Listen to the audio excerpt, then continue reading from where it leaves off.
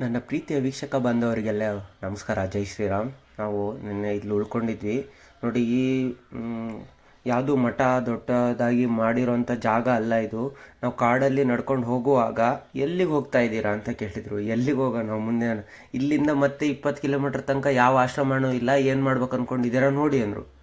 ಓ, ಇಲ್ಲೆಲ್ಲಿ ಉಳ್ಕೊಳ್ಳೋದಪ್ಪ, ಈ ಮನೆ ಬಾಗಿಲಿಲ್ಲ, ಡೋರ್ ಇಲ್ಲ, ಏನಿಲ್ಲ, ಏನು ಮಾಡಬೇಕು ಅಂತ. ಸೊ ಅವ್ರು ಹೇಳಿದರು, ಮಾಯಿ हम आपका सेवा करना चाहते हैं माई, आप आ जाओ ऐसा. ಈ ಥರ ನಮ್ಮ ಧರ್ಮಪತ್ನಿಯವ್ರಿಗೆ ಅವ್ರು ಹೇಳಿ 40 किलोमीटर पूरा झाड़ी.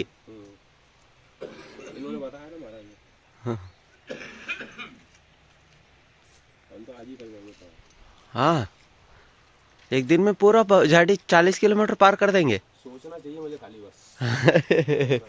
नर्मदे हर, नर्मदे हर प्रभु, बहुत धन्यवाद आपका. ನೋಡಿ, ಈಗ ನೋಡಿದಂಥ ನೀವು ಗುರುಗಳು, ಅವರಿಗೆ ಹುಷಾರಿಲ್ಲ, ಆದರೂ ಕೂಡ ಅವ್ರ ಯಜ್ಞಕುಂಡದಲ್ಲಿ ಯಾರನ್ನೂ ಅಡುಗೆ ಮಾಡಲಿಕ್ಕೆ ಅವಕಾಶ ಮಾಡೋದಿಲ್ಲ. ಅವ್ರು ಅಲ್ಲೇ ಅಡುಗೆ ಮಾಡ್ತಾರೆ, ಪ್ರತಿಯೊಂದು ಸಾಧನೆಯೂ ಅಲ್ಲೇ ಮಾಡ್ತಾರೆ. ಇದು ಅವ್ರ ಗುರುಗಳ ಸಮಾಧಿ. ಅದು ಆ ಸಮಾಧಿ ಜಾಗದಲ್ಲಿ ಅವ್ರು ಮಾಡೋಗಿದ್ದಂಥ ಒಂದೇ ಒಂದು ಮನೆಯೇ. ಇವಾಗ ಅವರು ಕೂಡ ನಮ್ಮಂಗೆ ನರ್ಮದಾ ಪರಿಕ್ರಮ ಮಾಡ್ತಾ ಇದ್ದಾರೆ. ಬಟ್ ಅವ್ರ ಗುರು ಅವ್ರು ಆಜ್ಞೆ ಮಾಡಿರೋದ್ರಿಂದ ಇಲ್ಲಿ ಸ್ವಲ್ಪ ದಿನ ಇದ್ದು ನೀನು ಸೇವೆ ಮಾಡಬೇಕು ಅಂತ ಹೇಳಿದ್ದಕ್ಕೆ ಅವರಿದ್ದು ಅದರಲ್ಲೇ ಇರೋದ್ರಲ್ಲೇ ಅವ್ರು ಮಾಡ್ಕೊತ ಹೋಗಿ ಎಷ್ಟೋ ಜನ ಬಂದಂಥ ಅತಿಥಿಗಳನ್ನ ಅವರು ಕರೆದು ಅತಿಥಿ ಸತ್ಕಾರ ಮಾಡಿ ಸೇವಾ ಭಾವ ಮಾಡಿ ಕಳಿಸ್ತಾ ಇದ್ದಾರೆ. ಮತ್ತು ಅವ್ರು ಯಾವುದೇ ಥರದ ನಿರೀಕ್ಷೆಯನ್ನು ಇಟ್ಕೊಂಡು ಅವ್ರು ಮಾಡೋದಿಲ್ಲ. ಅವ್ರ ಮನೋಭಾವ ಎಷ್ಟು ಪ್ಯೂರ್ ಇರುತ್ತೆ. ಅವ್ರು ಯಾವುದೇ ಅಪೇಕ್ಷೆ ಏನು ಬಯಸಿ ಸೇವೆ ಮಾಡೋದಿಲ್ಲ. ಅವ್ರ ಮನಸ್ಸಿನಿಂದ ಹೃದಯದಿಂದ ಬಯಸಿ ಸೇವೆ ಮಾಡ್ತಾರೆ. ಅವರು ಮಾಡಿದಂಥ ಅಡುಗೆ ಎಷ್ಟು ಅದ್ಭುತವಾಗಿತ್ತು ಅಂದರೆ ಅಷ್ಟೇ. ಅವ್ರ ಹತ್ರ ಇರೋದು ಎರಡೇ ಪಾತ್ರೆ, ಅದು ಯಾರ ಹತ್ರನೂ ಇಸ್ಕೊಂಬಂದಂಥದ್ದು. ಅಲ್ಲೇ ಅವರು ಯಾರು ಅವ್ರ ಗುರು ಸಮಾಧಿನ ಅವ್ರು ಕಂಡ ತಕ್ಷಣ ಅವ್ರು ಅಲ್ಲೇ ಉಳ್ಕೊಂಡ್ರು.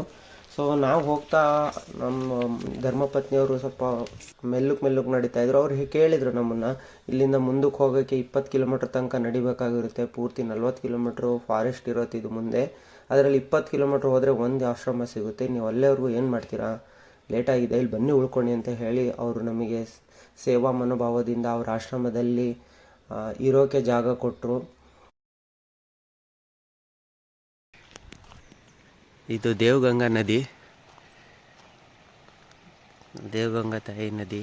ಈ ನದಿ ಹೇಗಂದರೆ ನೋಡಿ, ಇಲ್ಲಿಂದ ಈ ಕಡೆ ಮಹಾರಾಷ್ಟ್ರ, ಈ ಜಾಗದಿಂದ ಈ ಕಡೆ ಗುಜರಾತ್. ಆ ಕಡೆ ಒಂದು ರೋಡ್ ಇದೆ, ಆ ರೋಡ್ ಗುಜರಾತಿಗೆ ಸೇರುತ್ತೆ. ಈ ರೋಡ್ ನಡ್ಕೊಂಡು ಹೋಗ್ತಾ ಇರೋ ಜಾಗ ಮಹಾರಾಷ್ಟ್ರಕ್ಕೆ ಸೇರುತ್ತೆ. ನೋಡಿ, ಈ ಜಾಗದಿಂದ ಇಲ್ಲಿಂದ ಆ ಕಡೆ ಗುಜರಾತ್, ಇಲ್ಲಿಂದ ಈ ಕಡೆ ಮಹಾರಾಷ್ಟ್ರ. ಈ ಪೂರ್ತಿ ದೇವಗಂಗಾ ನದಿ ಅರ್ಧ ಗುಜರಾತಿಗೆ ಸೇರುತ್ತೆ, ಅರ್ಧ ಮಹಾರಾಷ್ಟ್ರಕ್ಕೆ ಸೇರುತ್ತೆ.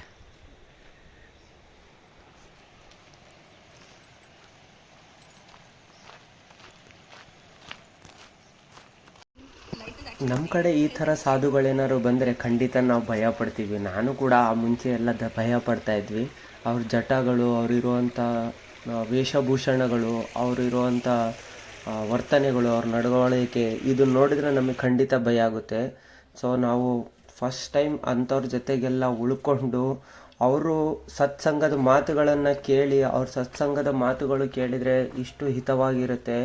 ಯಾಕಂದರೆ ಅವರು ಜೀವನದಲ್ಲಿ ಎಲ್ಲ ಥರದನ್ನು ನೋಡ್ಕೊಂಡು ಈ ಥರ ಬಂದಿರ್ತಾರೆ. ಅವ್ರ ಗುರುಗಳ ಸೇವಾ ಮನೋಭಾವ ಮಾಡಬೇಕು, ಈ ಥರ ಎಲ್ಲರಿಗೂ ಒಳ್ಳೆಯದನ್ನು ಬಯಸಬೇಕು ಅಂತ ಹೇಳಿರೋದನ್ನ ಅವ್ರು ಕಲ್ತ್ಕೊಂಡು, ಸೊ ಅವರು ಕೂಡ ನಮಗೆ ಸತ್ಸಂಗದ ಮಾತುಗಳನ್ನು ಹೇಳಿ ಮುಂದೆ ದಾರಿ ಹೀಗಿರುತ್ತೆ, ಹೀಗೆ ನಡಿಬೇಕು ಅಂತ ಪ್ರತಿಯೊಂದು ಹೇಳ್ತಾರೆ. ಜೀವನದ ಅನುಭವಗಳನ್ನು ಹೇಳ್ತಾರೆ. ನರ್ಮದಾ ಸೇವೆ ಮಾಡಲಿಕ್ಕೆ, ಅದರಲ್ಲೂ ಪರಿಕ್ರಮ ಮಾಡಲಿಕ್ಕೆ ಈ ಏಜಲ್ಲಿ ಬಂದಿದ್ದೀರಾ ಅಂತ ಹೇಳಿ ಅವರು ನಮಗೆ ಆಶೀರ್ವಾದ ಮಾಡಿ ಕಳಿಸಿದರು. ಸೊ ಈ ದಿನ ಆಲ್ರೆಡಿ ನಾವು ಚಾಲೆಂಜಿಯಾಗಿ 20 ಕಿಲೋಮೀಟ್ರ್ ನಡಿಲೇಬೇಕಾದಂಥ ಪರಿಸ್ಥಿತಿ ಇದು. ಸೊ ಅದರಲ್ಲಿ ನಾವು ಆಲ್ರೆಡಿ ಒಂದು 10 ಕಿಲೋಮೀಟ್ರ್ ನಡ್ಕೊಂಡು ಬಂದಿದ್ದೀವಿ.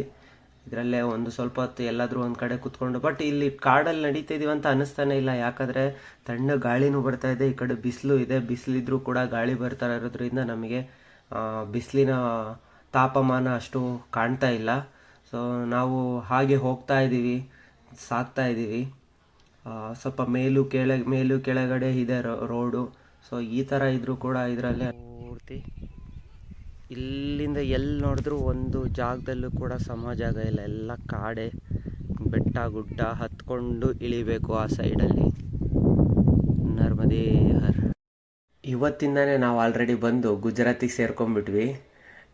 ಇದು ಗುಜರಾತ್ನವರು ಸಂಬಂಧಪಟ್ಟವರು ಅವರು ಸೇವಾ ಮನೋಭಾವದಿಂದ ಇಲ್ಲಿ ಆಶ್ರಮ ಮಾಡ್ಕೊಂಡಿದ್ದಾರೆ. ಅದರಲ್ಲೂ ಕಾಡು ಮಧ್ಯದಲ್ಲಿರುವಂಥ ಆಶ್ರಮ ಇದು. ಇಲ್ಲಿಂದ ಮತ್ತೆ 20 ಕಿಲೋಮೀಟ್ರು. ಇವತ್ತು ಗುಜರಾತ್ ಪೂರ್ತಿ ಬಾರ್ಡ್ರಿಗೆ ಹೋಗಬೇಕಾಗುತ್ತೆ ನಾವು. ಸೊ ಈ ದಿನ ಇಲ್ಲೇ ಉಳ್ಕೊಂಡ್ವಿ. ಈ ಆಶ್ರಮದ ಬಗ್ಗೆ ನಾನು ನಿಮಗೆ ಸಂಪೂರ್ಣವಾಗಿ ಒಂದು ವಿಡಿಯೋ ಮಾಡಿ ನಿಮ್ಮ ಜೊತೆ ಮಾತಾಡ್ತೀನಿ. ಈ ಕಡೆ ಹೋದ್ರೆ 20 ಕಿಲೋಮೀಟರ್ ಯಾವ ಆಶ್ರಮನೂ ಇಲ್ಲ.